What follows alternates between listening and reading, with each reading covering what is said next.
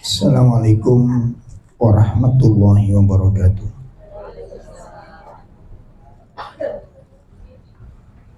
Alhamdulillah alladzi arsala rasulahu bil huda wa dinil haq liyudhhirahu 'ala dini kulli wa kafa billahi syahida. Asyhadu an la ilaha illallah wahdahu la syarikalah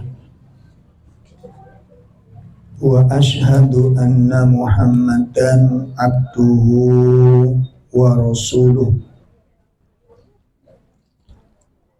Ya ayyuhalladzina amanu taqullaha haqqa tuqatih wa la tamutunna illa wa antum muslimun. Allahumma salli wa sallim wa barik ala nabiyyina Muhammadin wa ala alihi wa ashabihi wa man tabi'ahum bi ihsanin ila yaumiddin. Amma ba'd. Ikhwatul kiram, ibu-ibu sekalian yang semoga dimuliakan Allah Subhanahu wa taala. Alhamdulillah, pada sore hari ini kita bisa hadir di dalam majelis ilmu. Mudah-mudahan pertemuan kita pada sore hari ini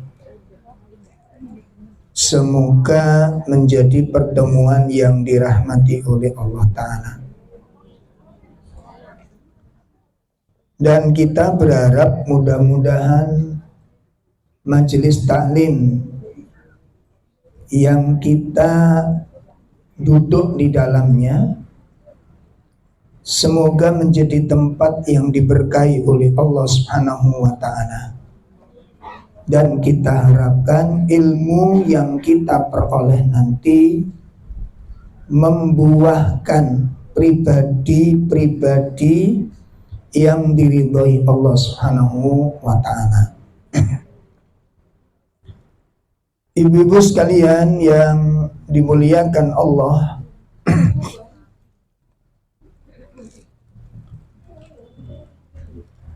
materi yang akan kita bahas pada sore ini menindaklanjuti pembahasan dari bab turuku tahsilut tazkiyah, jalan menggapai kesucian jiwa,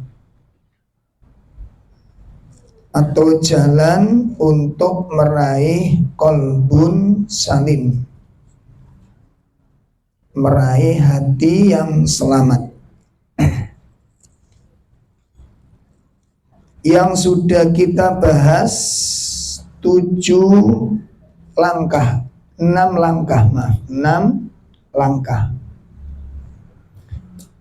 Langkah yang pertama apa, Bu?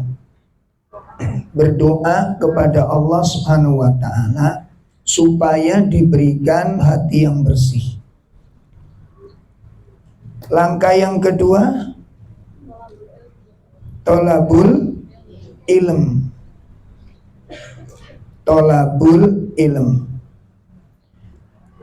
Upayakan itu ibu juga paham ya. Jadi bukan cuma paham poin-poin, namun apa korelasinya.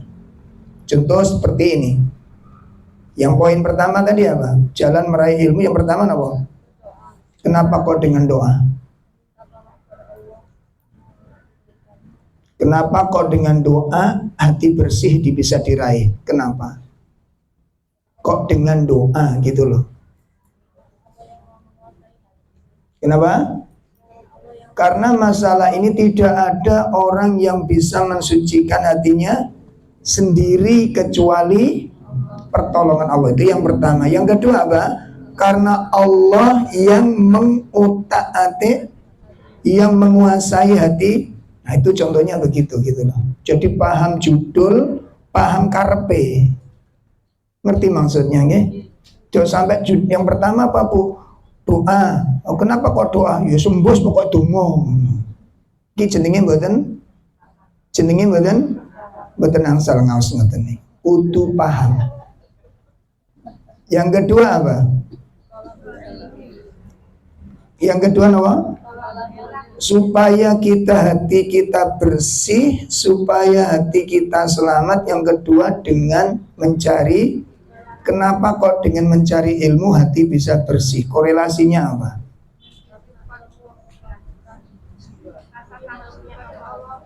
Ayo apa? Karena dengan ilmu melahirkan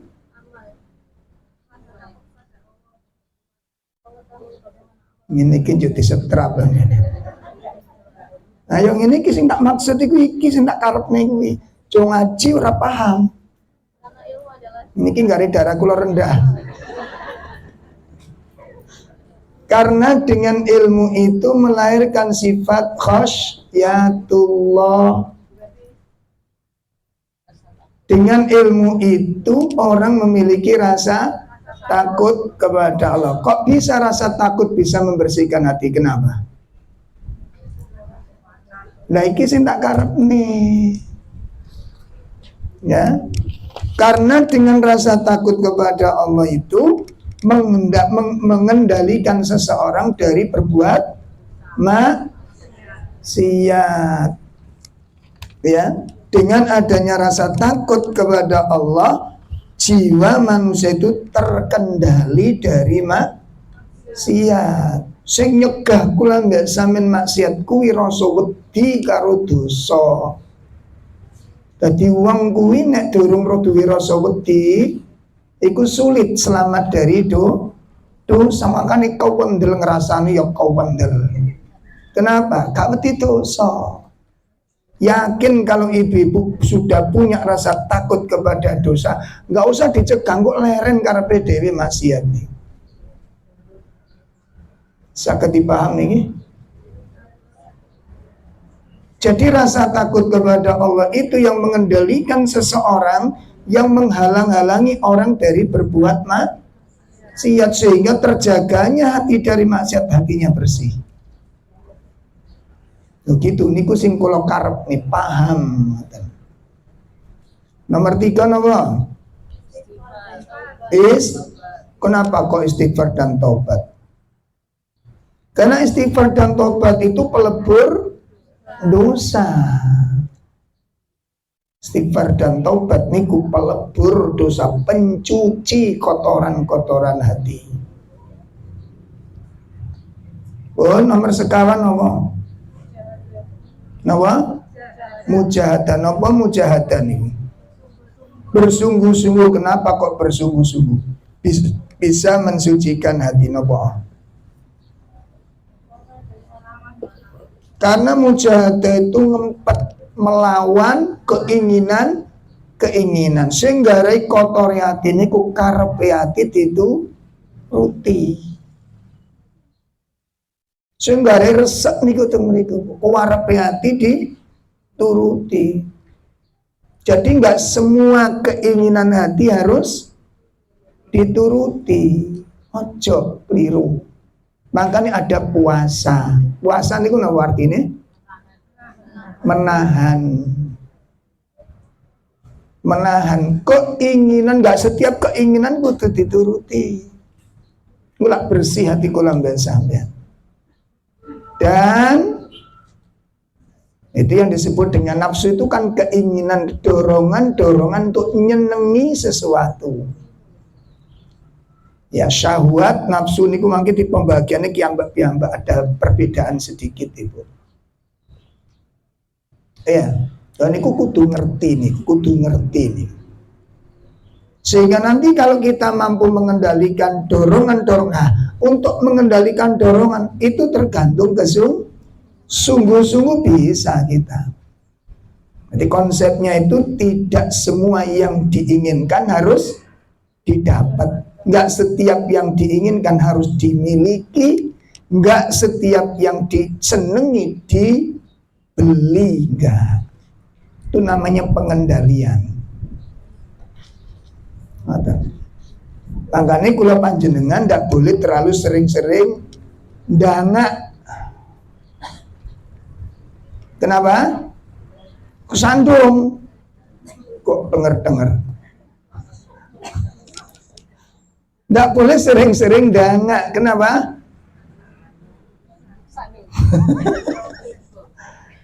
Artinya apa? Jangan lihat orang yang di atas kita. Orang punya, kita nggak mesti harus punya. Niku prinsip ibu. Orang punya, kita nggak harus mesti. Apa yang kita senangi nggak harus dimiliki. Kadang-kadang cukup dilihat sudah selesai. Ya, cukup dilihat selesai. Nggak harus punya sesuatu yang disenangi. Nah itu nanti kebersihan hati niku didapat. Yang kelima apa? Menjauhkan diri dari maksiat dan dosa. Kenapa? Karena maksiat dan dosa itu penyebab utama kotornya hati. Karena dosa dan maksiat itu penyebab utama dari kotornya hati. Tuh. Yang keberapa tadi? Nah, sehingga panjenengan kali kula kudu ngerti endi sing maksiat itu. Apa saja yang disebutkan maksiat oleh Al-Quran? Apa saja yang dianggap maksiat oleh sunnah Nabi Shallallahu Alaihi Wasallam? Nah, kalau sudah disebutkan itu tidak baik, kalau Al-Quran sudah membicarakan itu tidak bagus, sudah harus berhenti di situ. Apa yang disebutkan oleh Al-Quran tidak baik, berarti itu tidak baik. Harus berhenti, jangan dilakukan sesuatu yang sudah dilarang oleh Allah. Karena pasti rusak hatinya nanti. Yang keenam apa? Apa? Yang keenam, jalan untuk meraih kesucian hati adalah memiliki sifat muraqabah. Awas, kalau sing keliru tulisannya muqarabah. Ayo, dicek tulisannya muqarabah mana. Nek muqarabah niku pendekatan. Nyedok iku nang muqarabah. Napa muraqabah Bu? Selalu merasa diawasi oleh Allah. Oleh karena itu pesan ulama apa? Jadikan Allah sebagai pengawasmu dalam berapa persoalan? Dalam 3 keadaan. Catat nih. Kok soalnya mesti lali. Catatnya kadang ketelisut. Ilmu ini sampean lama. Nek gak ganti buku wingi gak teko no ilmu ini. Bon, perhatikan. Poin ke-6, selalu merasa diawasi oleh Allah. Selalu merasa diawasi oleh Allah. Nah, kalau orang sudah punya keyakinan bahwa dimanapun dia berada, perhatikan, dimanapun dia tinggal, dimanapun dia berada, dimanapun dia tinggal, dia tidak bisa luput dari penglihatan Allah. Perhatikan. Jadi kalau di hati kita itu meyakini dimanapun kita berada, selalu mendapat pengawasan dari Allah. Walaupun cuma tinggal berdua, bahkan tinggal sendirian. Nggak ada orang yang lain melihat. Nggak ada orang lain yang menyaksikan. Kita yakin ilmunya Allah mengawasi kita dimanapun kita selalu merasa diawasi oleh Allah. Itu yang menjadikan seseorang nanti terkendali jiwanya. Ngaten. Sehingga nek kate rasan-rasane gak tolak-tolak sih. Ana sapa, gak sapa-sapa. Wong kate rasan-rasane kon dipastikan aman dulu toh. Nggih mboten? Oh pura-pura gak ngaku sampean. Pelaku semua. Coba jenengan waktu ngerasani terus rumangsa aman niku tekan ndi sampean? Suara sampean gak dikrungokke sing dirasani. Gusti Allah itu ngrungokno dengan jelas suara kita itu. Dieling-eling niki. Esuk-esuk dong sarapan wis mangan dagingnya tonggone. Awas hati-hati, ini dosa besar loh Bu, rasan-rasan itu. Ibu kalau satu misal nggih, ibu naik mobil, kelaparan, lapar sekali, terus ndolek cemilan. Kodarlon dodol gorengan, berhenti karena saking laparnya. Begitu berhenti ndolek dodol gorengan, wis wah tepat niki anget-anget kan gitu kan. Gitu. Apalagi musim dingin, apalagi musim hujan gitu. Mas pas nih hujan nih. Kodarlon begitu beli sampai di sana ternyata jual dide juga, tahu dide? Darah sapi yang disembelih nih. Aku gorengnya tadi, nek kula mbek sampean ana cemburu iman, wani tuku gorengane. Wani tuku gorengane. Kenapa? Gak usah tuku dede tuku gorengane tok kalane. Lho ngoten lho. Nek wong duwe kecemburuan imane sih ana ora wani tuku ngene iki. Karena kita tahu hukum makan dede niku haram napa halal? Halal. Oh. Kok baru tok pelak halal ngono. Halal. Walaupun lapar ditahan.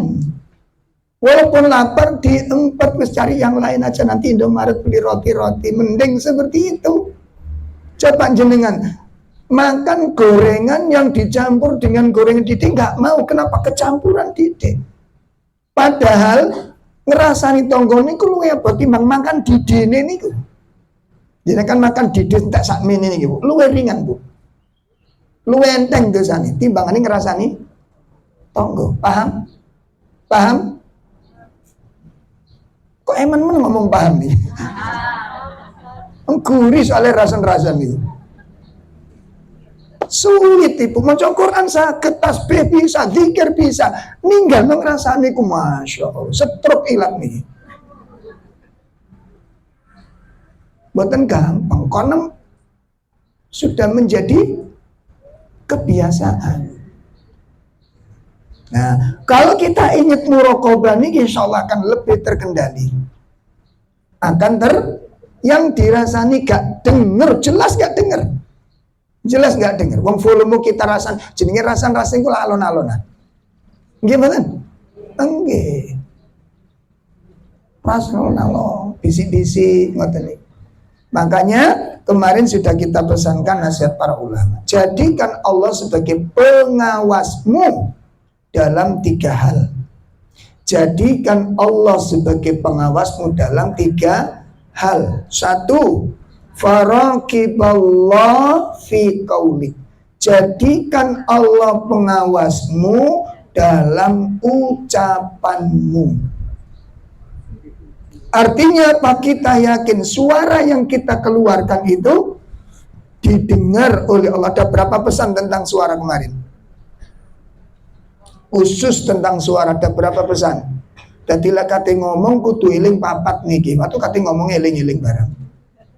Jadi kalau kita mau bicara apa saja, diingat 4 hal niki. Yakin jenengan dengan saya akan terkendali. Yakin itu. Masih ingat? Catatannya masih ada? Silakan ngerepek halal. Apa pesannya?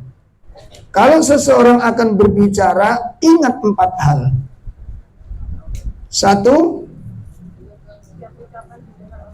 ucapanmu didengar oleh Allah Subhanahu wa ta'ala. Nek ngomong elek mosok gak sungkan karo Gusti Allah. Wong ambek ustate sungkan.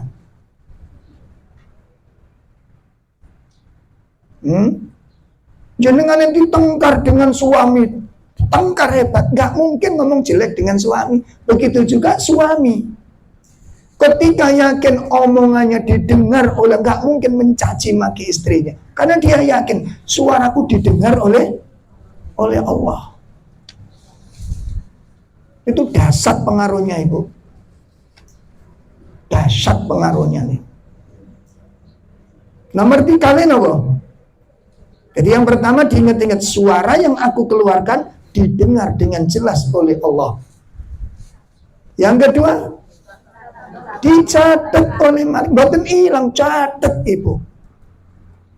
Kita ngomong apa saja itu ada catatannya itu. Utuh. Coba Ibu kemarin ngomong apa saja? Lali saking akeh. Loh nggih, demi Allah lali, saya pun lupa. Tapi Ibu nggak usah khawatir. Omongan yang kemarin kita sampaikan itu dicatat, masih utuh, tersimpan di Lauhul Mahfuz. Dan yang ketiga apa? Ucapan kita itu akan dimintai pertanggungjawaban oleh Allah. Satu persatu setiap kalimat. Awas hati itu makanya sama itu sing hati-hati. Ngomong dipoeker karena ada pertanggung jawaban. Dipikir sampean bebas, tidak disebutkan oleh Allah, dalam Qur'annya sudah disebutkan. Nomor sekarang apa? Akan diberi balasan setiap kalimat, setiap huruf yang keluar dari lisan itu ada balasannya. Sehingga disinilah yang kemudian orang-orang yang berilmu itu noto atini sing telan, hati-hati dalam berbuat itu, karena semuanya ada konsekuensi. Coba belajar dari sini saja, nanti 1 bulan 2 bulan tertata bagus, ngomong kalimat bagus, berubah, ngamuk sak ngamuk, nggak mungkin kalimat kotor. Suami jenengan lah teleng-teleng nanti kau wakil. Karena apa bojoku sok tak berubah. Mari ngombe opo. Weran saestu berubah. Bukan saya yang berubah, tapi dengan ilmu yang jenengan miliki dan jenengan serius ingin jadi orang baik, itu akan merubah. Jelas Ibu? Makanya kajian itu inti puncaknya adalah khosyatullah. Punya rasa takut kepada. Jadi dikatakan ngaji itu berhasil, ngaji niku sukses kalau masing-masing kita itu punya rasa takut kepada dosa. Kuncinya di situ. Jelas Ibu, bukan yang datang bawahnya ratusan ribuan, enggak, bukan itu yang berhasil. Yang dikatakan ngaji sukses itu apabila masing-masing mampu merubah dirinya lebih baik dari sebelum pengajian. Sampeyan rasa, makanya ngaji sampeyan rasa. Aku ngaji yang mono yamini, ku sing mampu tak rubah waku iki opo. Kan kita tahu karakter kita napa? Kita tahu diri sendiri napa mboten? Dalam kita punya aib mboten? Enggak punya? Hebat. Kita punya kelemahan? Punya kebiasaan buruk? Oke. Itu bagus. Mau ngaku itu luar biasa itu. Karena itu bentuk kebaikan. Nomor kali, apakah kita tahu keburukan-keburukan kita? Dalam kita tahu belum? Elek iku ndek endi? Katanya tadi sudah tahu bahwa kita ini masih punya hal-hal yang tidak baik. Itu bagus. Persoalan kedua, tahukah kita apa keburukan-keburukan diri kita ini? Satu misal, mau ditulis mangga nih, Ngamuan duwe enggak usah ditulis. Ngono lho. Nek ngamuan ono tulis siji ngamuan masih punya. Dua gampang tersinggung. Oh iya oke. Medit iya. Etok ngono lho. Jelas ini. Nah nanti kalau udah ditulis itu di situ kok ada sifat-sifat sekian, lah dari kajian itu sudah mampu berapa poin yang kita hilangkan. Setelah aku ngaji, judesnya tinggal berapa persen. Alhamdulillah masih utuh. Ya, meditnya alhamdulillah sudah berubah, tinggal 50%. Itu berarti sudah ada perubahan. Sholat masih males, masih molor, oke. Oles kono, iku keelekan soalnya. Jelas ibu. Nah setelah ngaji masih sholatnya molor, alhamdulillah masih istiqomah Ustaz. Berarti ngajinya dorong berhasil. Terus gak usah molok-molok ngaji niku. Napa sing sampean bangkitno ngaji nih? Nek karena perubahan sing dibangkitno napa? Sing dibangkitno napa? Lah niku sembuh warang kali sampean, tapi karakternya tetap. Allah tidak melihat kesibukan kita itu, tapi lihat kualitas ke karakter kita itu. Diingat-ingat itu. Ya, sholat kualitas yang dilihat oleh Allah, karya itu kualitas. Sama jenengan kalau punya pembantu atau menyuruh orang bekerja, yang jenengan lihat hasil kerjanya apa kira-kira? Cepetnya apa kualitasnya? Lah kenapa yang kita pertunjukkan pada Allah kok bukan kualitas?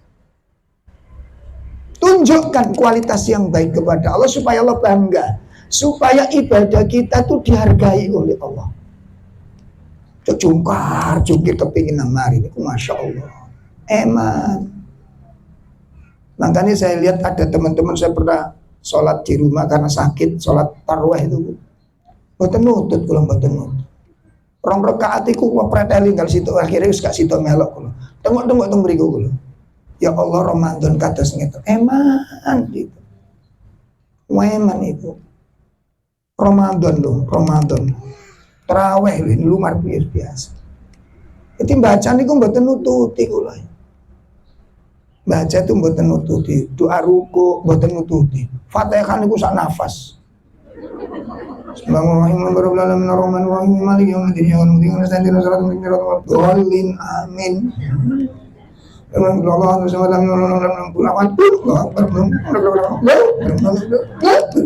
Iki yo maca apa? Dikir waktu ruku itu asmaul husna loh. Ada adab, kita pakai adabnya gimana kalau butuh kepada Allah. Memuji Allah loh itu. Ingat-ingat memuji Allah, jelas maknanya. Yang dibacakan jelas, subhana rabbiyal a'la, itu paling pendek. Subhana rabbiyal azim wa bihamdi. Subhana rabbiyal a'la wa bihamdi. Itu pendek, itu butuh waktu. Sito ora apa-apa tapi genah. Subhana rabbiyal a'la wa bihamdi. Allahu akbar, rabbik firli, rabbik Allahu akbar, subhana rabbiyal genah gitu loh. Ini didengar oleh Allah mboten? Dilihat oleh Allah mboten? Dibalas oleh Allah mboten? Lah nek marat-marit piye? Makanya kan bahasa guyonan kula. Ibu kalau bikin nasi goreng untuk lomba kecamatan, lomba kabupaten, dengan bikin nasi goreng untuk suami kan beda kan? Beda apa beda? Beda. Kalau lomba untuk kabupaten pripun goreng? Lengkap, warnanya yang menarik, rasa dipastikan maknyus. Kalau untuk suami nasi goreng mawut. Gimana? Pakai dihias, timune, kesuwen ya, cokotonnya lo ya. Mau kata timplok dihias, ya. Yang penting sampai lemu ngono lho. Nggih to? Karena nggak butuh keindahan, nggak butuh rasa, sing penting sing lanang lemu. Kan ngono. Lho nggih. Makanya kenapa kalau lomba kok kita hiasi dirasakan dari mulai coraknya, warna, penempatannya. Kenapa kok demikian? Karena kita ingin mendapat penghargaan. Karena kita ingin mendapat nilai. Jenengan nggak ingin sholat kita dikasih penghargaan oleh Allah. Di hati kalau nggak sama nih, aku kepingin bacaan Fatihahku, bacaan apa boleh baca surat pendek? Boleh, tidak apa. Surat pendek tindak namanya kalau rapopo. Inna a'tainakal kautsar. Allah boleh tidak apa-apa. Nah anjani mentolak sampean. Boleh apa mboten? Boleh. Wong maca sa'alif alif lam mim boleh anjani nemen. Lah ngono ku sampean ngaji pengajian umum, ibu-ibu cinta kepada Allah, cinta bocok sampean tidak dusta jeneng. Demi Allah dusta. Bohong sampean. Nanti dibongkar loh itu Bu. Itu dibongkar loh jenengan ngaku-ngaku cinta. Betul cinta sama Allah tak takoni saiki. Betul cinta sama Allah? Betul? Aku gak percaya. Senyummu menunjukkan kedustaan.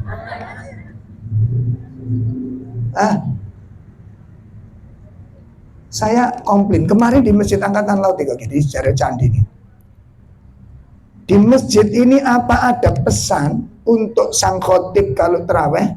Pesan dua. Satu, tolong sholatnya aja panjang-panjang kan gitu kan? Suratnya aja dawa. Terus ceramah aja suwe-suwe kan ngono. Mangkane nek contone nggih, mari sholat 2 rakaat nggih. Mari kan duduk 2 rakaat, duduk istirahat di senak ta. Iku nek lungguh kesuwen lak sing matuk. Akeh sing matuk. Iku kode nang teko ngono lho. Cek nang mari. Itu kan sudah jawaban kita belum mencintai Allah dengan benar.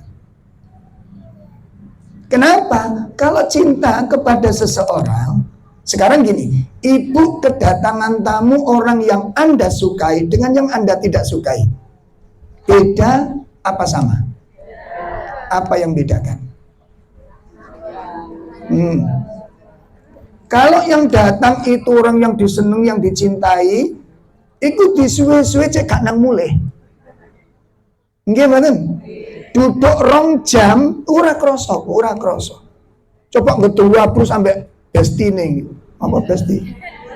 Iya besti. Tiba-tiba dengar adzan lho, wis adzan opo? Lho wis tore iki. Lho masa diluk sak nyuan? Karena bukan saknya 2 jam itu sebentar karena Anda duduk dengan orang yang Anda senangi. Saged dipahami kan? Saged dipahami kan? Sama dengan telepon itu kan. Nek telepon iku karo wong sing diseni sampai mbledos niku teleponnya ora krasa.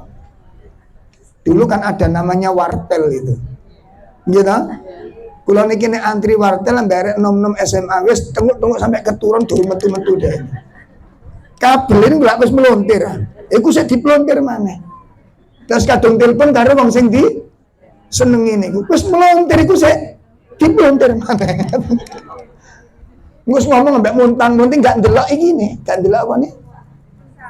Pulsa gak ndelok wis. Ngoten gak ngerti tanggane ora ngerti dinteni wong. Karena saking nikmatnya diskusi itu. Kenapa? Itu diskusi dengan orang yang disenangi. Coba kalau jenengan ditelepon dengan orang yang Anda sukai. Coba ayo. Sampeyan longgar tambah gak mari repot. Begitu juga ada tamu. Jenengan longgar no, mboten kajenge medal. Kejange kan metu kok ono metu. Karena yang datang bukan orang yang disenangi. Coba yang datang itu yang disenangi. Jangan acara niku dibatalno iso keturutan. Tapi nek gak disenengi, karena acaraku didolekno acara. Betul apa ndak? Ayo sok ngaku mlingkerilat monggo. Ayo sok ngaku sampean. Itu fakta. Makanya kalau kita kesusu-susu dalam sholat dosa kepingin selesai, mana buktikan Anda cinta kepada Allah Ta'ala? Bohong. Gitu loh. Itu nanti di akhirat dibongkar oleh Allah. Nah, mumpung dorong di akhirat dibongkar, mending sekarang dibongkar dan didandani mumpung masih ada kesempatan. Sholatnya didandani. Cai sok dirasakno. Saged dipahami nih Ibu? Saged dipahami? Fatihah diperbagus, pelan-pelan, surat pendek-pendek tidak masalah, tapi tertata dengan baik. Kalau panjenengan dengan saya ingin karya itu diberi penghargaan, pun pesen kula niku. Baca Quran juga demi pelan. Warattilil Qur'ana tartila, bacalah Al-Quran itu dengan tartil. Mau sing lagu-lagu gak keni cepet-cepet sampean kalau cepet-cepet. Anak nyanyi senengane nyanyi niku pelan-pelan. Ndak sih merem didik digoyang-goyang tangan dikejut-kejut. Mek ngene tok niku sakinah mawaddah warahmah niku dirasakan, ketenangan batin dirasa. Iku sing senengane nyanyi. Yang seneng Quran kok kula mbek sampean mboten pate seneng ngrungokne ini. Tekon diceritani. Ngaku boleh, tapi nanti akan dibuktikan oleh Allah Ta'ala. Apa yang kita lakukan itu apa yang sudah kita lakukan itu bukti. Kita cinta atau tidak itu fakta. Makanya kulan dibesin Ustad, tolong mangke surate pendek-pendek mawon. Nggih beres, tambah tak tawakno. Ngaten kok ceramah tak nasihati. Nggih pasti saya ingatkan begitu. Wong kalau niki tua-tua Ustaz, longgo mboten napa kursi. Kan ada kursi toh. Boleh sholat dengan duduk? Boleh, tak masalah. Makanya saya cemburu dengan ngapuntennya para pecinta orkes anak-anak nih, masya Allah. Saya tak takut selama jenengan terawih seumur hidup, ini yang paling suwe pirang jam? Paling suwe. 2 jam? Ustadznya digendeng-gendeng. Celadu tak mir-mir mengundang Ustadz gak ketebaan sholat suwe. 1 jam itu wis mentok itu. 1 jam itu mentok. Ngaten.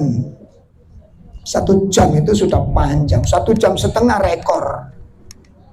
Nggih, kalau tidak ini saya itu kalau selawih rata-rata di masjid niku 8:30 baru selesai. Pun tobat Bu, pun tobat kirim. Tanya dites, jak guyon. Ya Allah, jenengan lihat ngapunten nggih, ngapunten. Anak-anak yang mencintai orkes di tengah lapangan itu minimal berapa jam? 3 jam. Ngadeg tok tanpa rukuk, tanpa sujud kuat. Ana rukuke mboten? Ngadeg. Sebab nek ndelok orkes longgo, gak iso, gak enak. Ngoten lho. Lah ngene piye? Lha nggih mboten. Itu berdiri di depan panggung 3 jam. Kuat. Kenapa kok kuat? Pertanyaannya capek enggak? Capek, tapi menikmati. Gerimis menghentikan? Oh, kaosnya dilepas. Umat. Nggih mboten. Tambah dadi, gerimis tambah dadi. Capek, iya capek, tapi menikmati. Kenapa yang mencari surga tidak menikmati capeknya? Kenapa yang mencari ampunan tidak menikmati letihnya? Kenapa kok tersiksa kan jenengan? Mau mencari surga dan mencari ampunan, kok tersiksa tikulan bisa mengelakoni ketaatan? Ki ono masalah kuwi. Nggo akhirnya jenenge ustaz didelok sapa kok ustaz sapa didelok jadwal ono mana apa ora. Ono man oh iki wis hati-hati. Ora teko. Ngoten. Itu kan penyakit eleke ati kula mbek sampean. Iku borok. Tak eling niku borok. Ada apa enggak yang seperti itu? Dalam? Ada. Sampean kok kedepane menderita macam. Allah. Ayo diperhatikan Ibu. Sampun nggih? Lanjutkan. Nah, sekarang kita lanjutkan jalan yang ke-7. Jalan untuk menggapai kesucian hati. Bagaimana supaya Allah membersihkan hati kita ini? Kebersihan hati sumber kebahagiaan. Kesucian batin kunci ketenangan hidup. Hidup manusia tergantung kondisi hatinya. Sengsara atau tidak, tenang atau tidak, bahagia atau tidak, itu tergantung dengan hati. Ya, saya ulangi. Jadi kondisi hati itu menentukan nasib hidup seseorang. Kondisi kehidupan tergantung kondisi hati. Kalau hatinya bagus, hatinya bersih, hidupnya akan bahagia. Hidupnya akan bahagia. Tapi kalau hatinya rusuh, hatinya bermasalah, hatinya kotor, hatinya ternoda, dia tidak akan pernah menemukan kebahagiaan. Kebahagiaan, ketenangan hidup bukan pada tempat.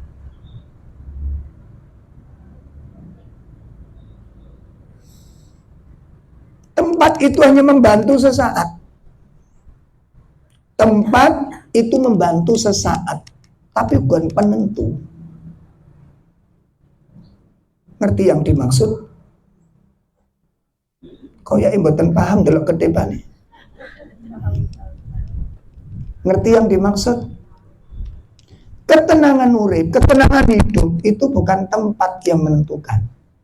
Bukan tempat tinggal, bukan tempat singgah, bukan tempat duduk. Yang menentukan ketenangan hidup itu kondisi hati. Makanya satu saat kita temukan orang-orang yang berkecukupan keluar rumah mencari ketenangan hidup kemana? Kemana? Nah, pernah melihat orang beber tikar pinggir hutan di bawah pohon? Pernah lihat? Mencari apa dia? Ketenangan. Akhirnya dia temukan ketenangan di mana? Di bawah pohon, di pinggir hutan. Insya Allah dia bahagia di situ. Coba besok didatangi lagi tempat itu, 2 kali 3 kali, bosan. Cari tempat lain akhirnya lebih ke dalam hutannya. Karena di sana ada danau. Lalu bisa coba Bu, dikasih gazebo makan di situ, dia bawa makanan, dia bakar tikar, dia bawa minuman, digelar lu nikmat di situ. 1 kali 2 kali, bosan. Ganti lagi toh, besok kemana lagi gitu. Cari lagi. Dia ditemukan pertama tadi di mana? Di pinggir hutan. Yang kedua di tengah hutan. 3 di pinggir danau. Besok ketemu di pinggir lereng. Bahagia di situ. Karena jamikin jenengan niki gelandangan apa piye to? Ya sepurane sing akeh sadurunge. Sepurane sadurunge. Kok sampai menemukan di tempat-tempat itu bahagia, lalu di sini bosan, ganti lagi tempat lagi. Saya pastikan, Anda tidak akan puas dengan satu tempat itu. Maksimal 3 ibu, jenengan sudah bosan. Maksimal 3 kali bosan. Sudah. Coba besok ada mengadakan orang rombongan apa, kan kita banyak grup toh. Oh grup yang sana ngajak, kemana Mbak? Taman Sapi, aku pengen telu Mbak. Bosen. Delok gajah ya ngono iku lemu-lemu ngono iku. Bosen tak? Saya ke Taman Safari itu baru sekali sudah bosen, dan saya pesen teman-teman sekolah jangan diulangi ke sini. Saya terhina. Kalau di Bonbin jelas, di Bon Wonokromo jelas mana manusia pengunjungnya mana, yang ditonton mana. Aku ini Taman Safari aku sing ditonton gimana? Sing dikerangkeng kula malah. Sampeyan gitu? Apa sampeyan wani ojol? Dimut sampe. Lenggih mboten. Kalau di Bonbin saya yang nonton binatangnya. Saya yang liar kemana-mana, bebas. Aku mau lihat gajah, mau lihat harimau, sing dikerangkeng harimau nih. Lah Taman Safari kula sing dikerangkeng binatang-binatang yang nonton. Kita datang, ayo kita ke harimau. Harimau lihat, manusia datang. Lah ngono kok sampean tanggane gitu. Allah, napa? Delok apa jenenge sing iwak pinter niku? Lumba-lumba mau takjub. Anak sampean pinter sembarang kali sampean gak tau takjub. Hah? Wong lumba-lumba sok mencolot, sampean melok anak sampean sembarang kali risol sampean gak takjub. Ayo mikir aja ndelok tok. Kuwi sing urip pikirane niku. Mulai denger gitu. Coba jenengan cari tempat yang paling bagus, yang paling menarik 3 kali maksimal. Saya jamin 3 kali bosen. 3 kali setelah itu Anda mencari ketenangan di mana?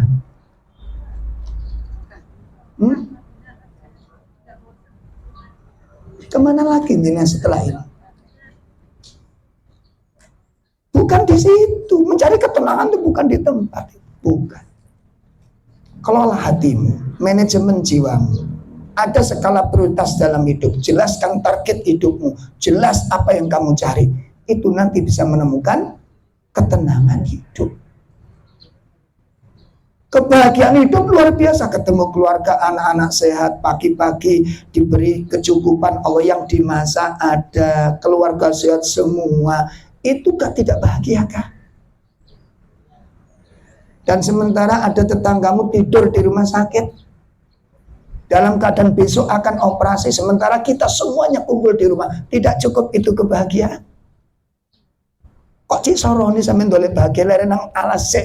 Jane sampean iki Tarsan apa piye to? Wingi ana pinggir hutan. Saiki ana jero hutan, meneh pinggir kali. Sampean iki sapa to jane? Kenapa kebahagiaanmu harus keliling seperti itu baru kamu bahagia? Dan setelah itu kamu kemana lagi mencari kebahagiaan? Bingung, makanya orang-orang kafir tidak menemukan itu. Wah, ini gulung-gulung ning pasir dalam keadaan telanjang. Itu ndolek ketenangan asli itu. Gitu? Sampai tinggal di wong turis-turis. Mencari apa coba? Saya punya santri, Masya Allah. Rumahnya besar, Bu. Tempat kajian rumahnya. Saya baru masuk di rumah kan ada taman-tamannya, ada pemandangan bukit-bukitan, ada air terjunnya. Coba jenengan baru masuk kira-kira gimana? Oh, Masya Allah, enak, gak usah rekreasi. Iku sampean karena baru masuk, pembantunya bosen gitu loh. Lo percaya nggak? Itu ada kolam renang besar di rumahnya nih. Yang punya rumah renangnya gimana? Keluar Jawa. Cerita saya kemarin Ustadz rekreasi ke Sumatera itu diajak sama pemandunya tuh ke dasar laut tuh, Masya Allah bagus. Nah terus itu tinggal apa sama game kolam renang? Tinggal apa itu? Makanya sesuatu itu menyenangkan sesaat. Paham nih? Sesaat. Seperti baru punya rumah itu Masya Allah dipel bendino. Iya ora. Kocon iku diserbeti dilapi. Paling telung dino meneh kluwuk-kluwuk ya dijarno bisa. Betul apa enggak? Ini pengalaman saya. Istri saya kait dewe omah kemaruk ibu ya Allah. Dijar. Tak bilang, olah opo sampean pel bendir. Sampai sedina niku dipel ping pindho e. Kocon di omah niku keliling diserbeti ya Allah. Saking senenge duwe batinku paling petang dina wis legrek. Gak lido. Jarak telung minggu lah kocon gak diserbeti jarno. Ngono kuwi lho. Ini dunia kok sampean tegesi kayak gitu. Jadi kalau jenengan mencari ketenangan seperti itu kesalahan yang sangat fatal. Baik. Bon, sekarang kita masuk pada poin 7, kita bahas. Yang ketujuh, jalan meraih kesucian hati dengan apa? Kathratul amal. Memperbanyak amal-amal soleh. Kenapa Ibu? Memperbanyak amal-amal soleh. Jadi amal-amal soleh kita, ibadah-ibadah kita, semuanya Ibu, semuanya. Itu salah satu faedahnya adalah untuk menghapus dosa. Semua ibadah kita. Wudu penghapus dosa. Makanya sing seneng wudu. Ya, sing seneng wudu itu batal wudu lagi. Untuk menjaga kesucian. Dilatih ngoten niku. Mboten dibiasakan mboten saged. Ya. Mumpung di sekitar kita itu air itu melimpah, manfaatkan dengan sebaik-baiknya. Dilatih.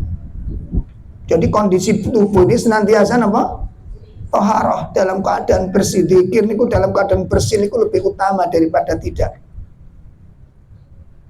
Ya. Kita buka surat 11. Kita buka surat 11. Amal-amal soleh itu pembersih dosa-dosa. Surat 11 114 itu. Surat 11 ayat 114. A'udzu billahi minasy syaithanir rajim. Wa aqimis salata tarafayn nahari wa sulafan minal lail. Innal hasanati yudhibnas sayyi'at. Dzalika dzikra lidzakirin. Iya. Dan laksanakanlah sholat pada kedua ujung siang, pagi dan petang, dan pada bagian permulaan malam. Iya. Perbuatan-perbuatan baik itu menghapus kesalahan-kesalahan. Insyaallah. Itulah peringatan bagi orang-orang yang selalu mengingat Allah. Tuh kan. Innal hasanat yudhibnas sayyi'at. Sesungguhnya amalan-amalan yang baik itu bisa apa? Menghilangkan dosa-dosa, menghapus dosa-dosa. Lah penghapusan dosa itu pembersihan jiwa. Paham ya Ibu? Penghapusan dosa itu pembersihan jiwa. Sebab jiwa niku kotor kalau ada dosanya. Jiwa itu keruh kalau ada maksiatnya. Ngaten. Sehingga kalau orang itu banyak melakukan maksiat dan keburukan, hatinya menjadi kotor, hatinya menjadi keruh, dan hatinya menjadi sakit. Kalau sudah demikian, sulit menerima ilmu yang bermanfaat. Sulit menerima ilmu yang bermanfaat. Hatinya itu tidak bisa disentuh oleh Al-Quran. Dibacakan Quran itu nggak terpengaruh sama sekali. Dengan nasihat-nasihat nggak terpengaruh sama sekali. Dengan ancaman nggak takut. Dengan janji Allah nggak kepingin, nggak ada keinginan. Makanya pancet. Saya dipahami. Makanya kalau badan ini sakit, lambung kita bermasalah, makan tuh nggak bisa banyak. Gimana? Nanti kalau semakin parah, bukan cuma makan sedikit udah kenyang, nggak doyan makan. Baru kena makan 1 sendok, 2 sendok, mual. Itu kalau lambungnya sakit. Orang yang batinnya sakit juga begitu. Baru baca Quran dua ayat itu sudah mual-mual. Itu sakit lambung dia. Jiwanya sakit, nggak bisa mengkonsumsi banyak, mboten sakit. Itu kalau kotor. Sehingga orang yang semakin kuat maksiatnya, semakin pekat warna hitam. Karena setiap maksiat itu menyisakan titik hitam di hati manusia. Setiap maksiat. Contoh, pagi-pagi ngerasa nih, Mbak, sampean kerumuan. Ya kerungu, kuping ora budek.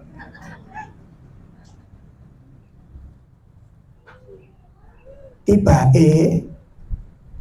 tonggone dhewe kuwi kenapa? Ternyata gak keluar kota.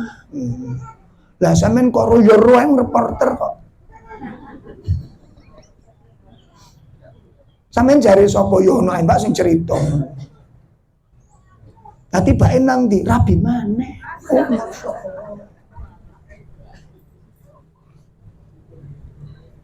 Ngoten niku selesai berhenti. Nyemil terus. Sakit Ibu? Maka perbuatan dosa itu menyisakan titik hitam di hati kita. Nanti bertambah lagi, ndak istighfar ndak, tobat ndak. Ditambah lagi maksiat lagi, tambah titik hitam lagi. Begitu seterusnya, kalau itu semakin bertambah sehingga hatinya dipenuhi dengan warna hitam. Dipenuhi dengan warna hitam. Kalau sudah demikian, itulah kata para ulama, itu yang disebut dengan al-ron. Kalabal rona ala qulubihim ma kanu yaksibun. Sekali-kali tidak, bahkan hati mereka tertutupi karena dosa yang mereka lakukan. Itulah saatnya kita diusir oleh Allah dari hidayah. Iwuh oleh taufik, gak mungkin dapat hidayah dari Allah. Itu disebabkan karena maksiat yang dilakukan. Nah, amal-amal soleh yang dilakukan oleh seseorang itu penghapus dosa-dosa itu. Penghapus warna hitam tadi itu. Pencuci kotoran-kotoran jiwa. Itu adalah amal-amal soleh. Kita lihat satu persatu dari amal soleh yang berfungsi untuk membersihkan jiwa. Pertama, wudu. Mari kita lihat salah satu keistimewaan wudu. Ya.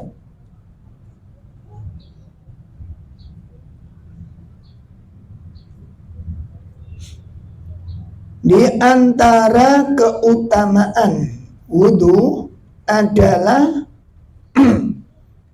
membersihkan dosa-dosa. Hal ini sebagaimana disebutkan oleh Nabi Shallallahu Alaihi Wasallam, man tawaddo,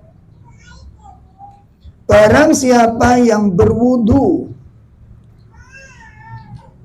fa ahsanal wudu'a, lalu dia memperbagus wudunya. Napa sih dimaksud memperbagus nih Bu? Wudunya yang sempurna. Membasuh muka, Bu, ngapunten nggih. Yang namanya muka, muka itu ini Bu. Nah, ini muka. Nah, ini bawah ini termasuk muka yang harus dibasuh. Jadi nek basuh ngapunten ya. Kalau basuh muka niku, perhatikan, niku biar niku digosok. Nah, sampai di bawah dagu. Niki masuk kategori muka nih. Ojo biar. Ojo ngono. Iki gak bener wudune karena ini gak kena air nanti. Jelas? Ngaten, dipastikan itu, dipastikan. Ya, itu wajah. 1 kali boleh, 2 kali boleh, 3 kali lebih bagus. Itu wudu. Ya, jadi ambil air dan dipasukkan yang diratakan betul.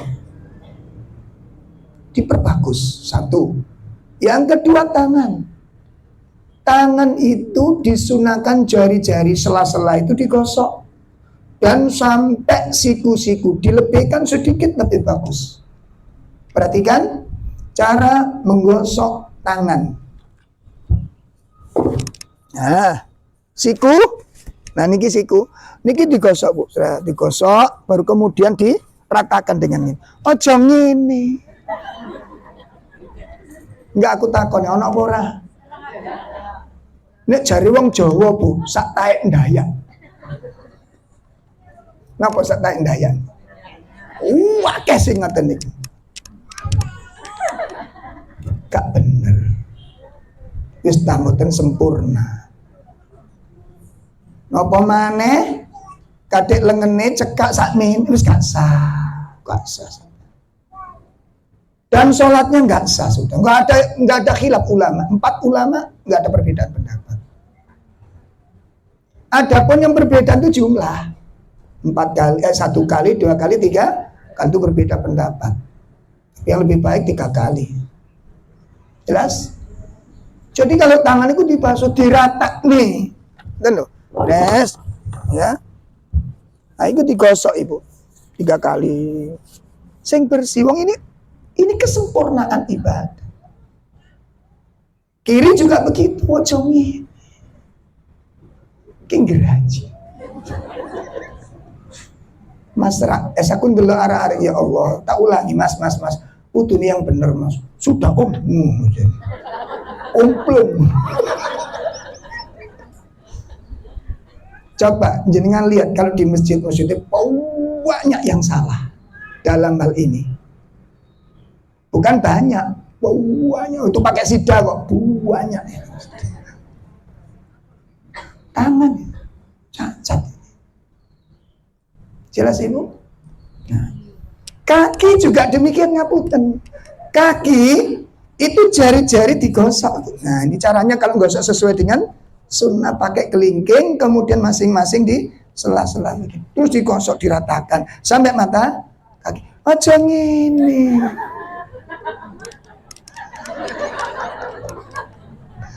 Aku takon anak ora. Kati ngomong ganung pelakune ning kene kabeh.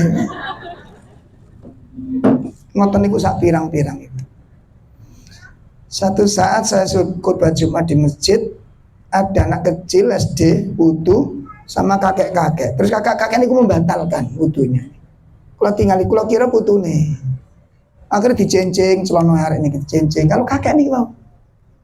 Akhirnya saya dekati kok cik lateni kakek niki. Putune to, Mbah? Sanes Ustaz.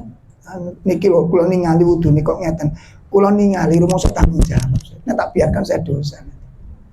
Dan itu bukan cuma SD, anak SMA itu juga begitu. Wudu niku Masya Allah. Sholatnya nggak ngerti pembatal sholat. Orang SMA niku nek sholat, saya kan dekat masjid rumah saya. Nek belum marah SMA, saya ngeli namanya anak YPM loh nih.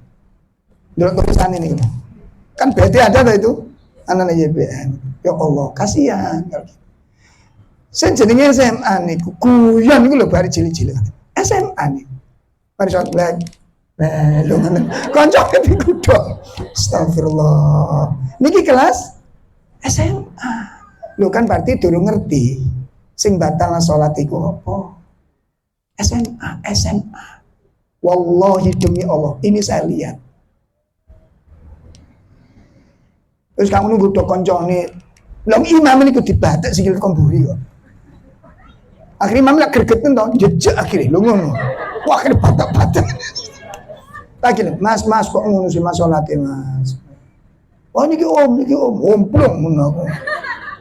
Gak boleh mas, gak ngerti. Selesai sholat mari goyang kan, sholat sudah selesai ibu.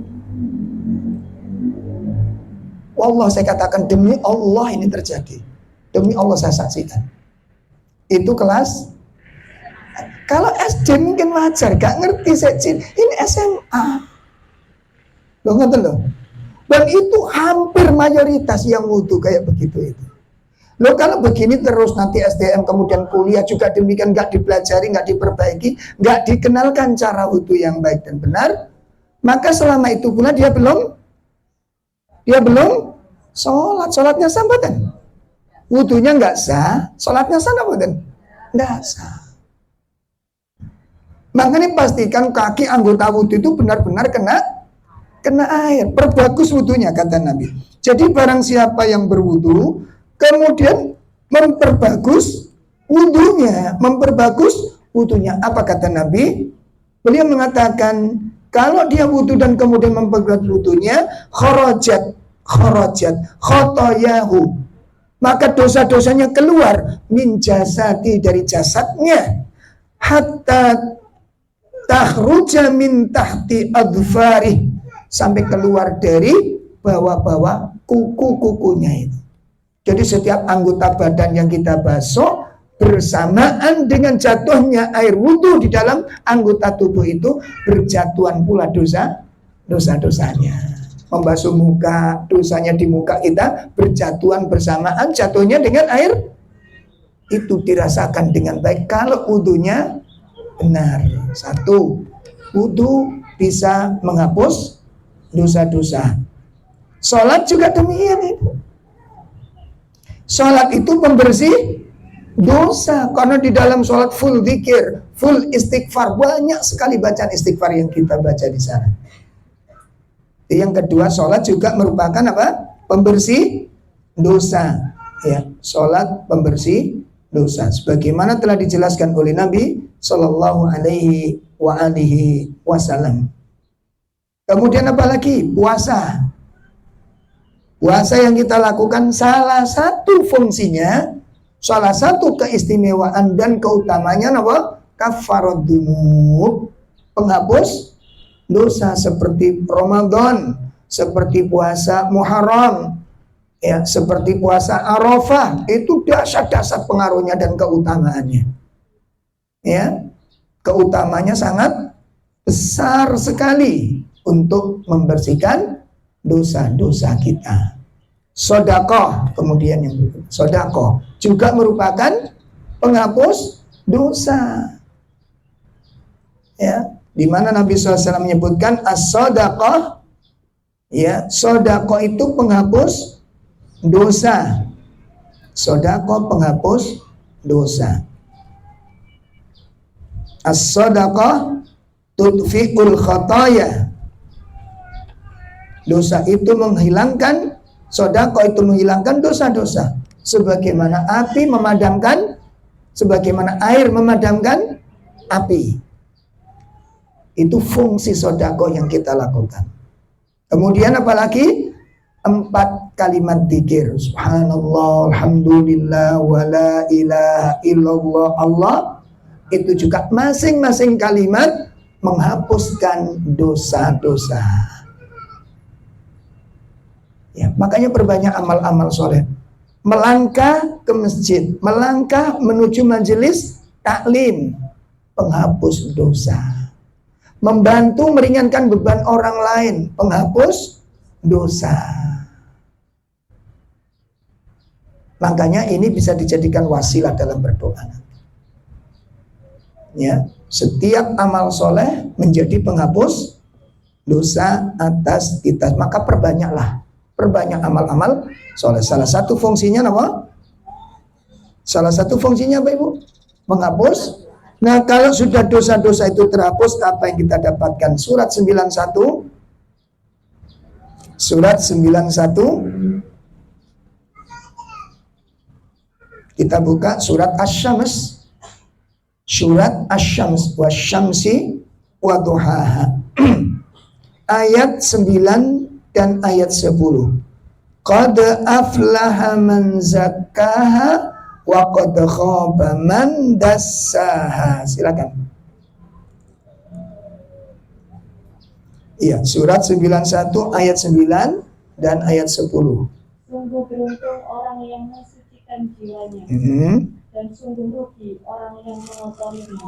Sungguh berbahagia siapa orang yang mensucikan hatinya, yang mensucikan jiwanya, yang mensucikan, bahagia dia, beruntung dia, orang yang mensucikan hatinya. Lah, mensucikan jiwa itu dengan apa? Bita'atillah, dengan mentaati perintah-perintah Allah dan dengan menjalankan amalan-amalan yang baik.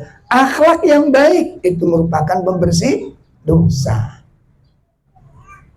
Masya Allah, mudah-mudahan ini menjadi aset kita dan semoga Allah memberikan kekuatan lahir batin kepada kita semua untuk bisa mengamalkan dengan sebaik-baiknya. Makanya target Ibu, termasuk ngapunten ya, efek dari sebuah dosa nanti pengaruhnya besar. Salah satu apa yang jarang disadari orang, gampang sumpah. Pernah menduga? Gampang sumpah, gampang panik, gampang kaget, gampang deg-deg, gampang gemeter, gampang khawatir. Itu pengaruh akibat dosa. Obatnya apa? Istighfar. Obatnya apa? Istighfar. Anak-anak yang asalnya taat berubah menjadi liar, Mungkin kita macam temannya kan bermasalah. Enggak, coba dosa. Imam Fudail bin Iyad mengatakan apa? Disebabkan suatu dosa yang aku lakukan. Apa kata beliau? Istriku, kuda tungganganku berubah menjadi liar. Coba, ini cara pandang ulama. Kalau melihat permasalahan yang ada, itu dikaitkan kepada dirinya. Dikaitkan kepada siapa, Bu?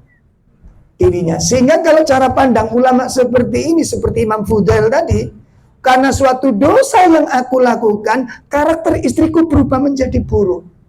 Kalau cara pandang seperti itu, karakter istri bisa berubah menjadi buruk, menjadi pemberani dengan suaminya, ya, menjadi ketus kepada suaminya, durhaka dengan suami. Itu suami bilang itu larangan dosa. Kira-kira obatnya apa? Berarti kalau ada anak yang kurang baik, yang diperbaiki dulu siapa? Apa dasarnya, Ibu? Surat 42 ayat 30. Dasarnya itu. Surat 42 ayat 30.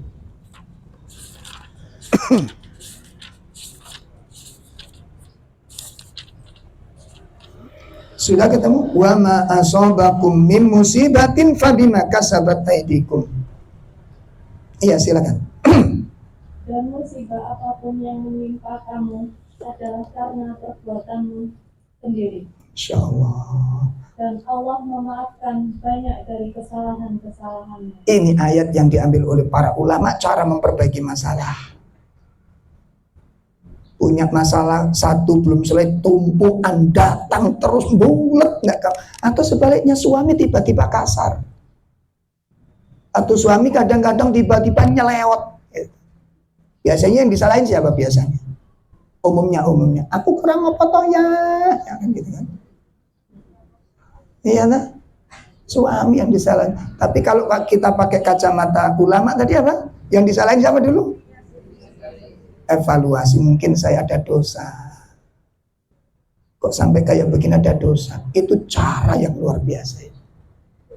Sehingga nanti permasalahan ketika ada, cara menanganinya bagaimana? Yang pertama, kalau ini yang jadikan dalil, ayat ini jadi dalil. Setiap musibah yang datang kepadamu itu tidak lain karena dosa yang kita lakukan. Imam Ibnu Sirin dilanda gelisah yang luar biasa karena hutang yang nggak kelar-kelar, sampai di betul-betul menderita. Imam Ibnu Sirin seorang tabi'in, Ibu, ulama besar, sampai heran kok bisa nggak selesai hutang. Menurut logika selesai ini, tapi nggak kelar-kelar itu. Akhirnya dievaluasi sama aku, temukan ternyata jawabannya apa. Itu disebabkan dosa yang aku lakukan 40 tahun yang lalu. Kan tidak semua dosa kita ingat toh? Betul? Nggak semua salah kita sadar toh? Dan tidak semua dosa sudah kita istighfari kepada Allah. Bahasa kami, selilit-selilit dalam kehidupan. Sehingga setiap kali ada problematika, solusi pertama kali apa? Istighfar. Itu cara yang dipakai oleh para ulama. Kacamata yang dipakai ulama, ayat ini jadikan standar. Setiap masalah dalam kehidupan tidak ada lain sebab utamanya karena dosa. Berarti solusinya apa? Baik Ibu, sampai di sini insya Allah. Nanti materi berikutnya kita akan rundingkan kira-kira bab apa berikutnya nanti. Kurang lebih sampai di sini dulu. Mudah-mudahan apa yang kita bahas pada sore hari ini bermanfaat. Semoga Allah menjaga kita, keluarga kita dari segala keburukan. Dan menyelamatkan diri kita dan semua keluarga kita dari segala fitnah. Dan menjauhkan dari segala persoalan yang kita tidak sanggup untuk membawanya. Sallallahu ala nabiyyina Muhammad. Subhanakallahumma wa bihamdika asyhadu an la ilaha illa anta astaghfiruka wa atubu ilaik. Assalamualaikum warahmatullahi wabarakatuh.